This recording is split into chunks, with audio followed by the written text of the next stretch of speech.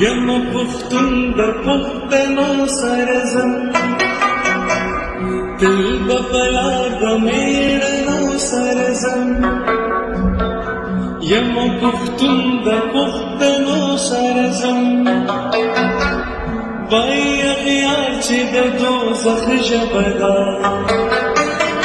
زه به جنت د پختو سرزم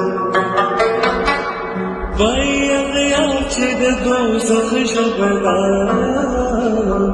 زه به جنت د پختو سرزم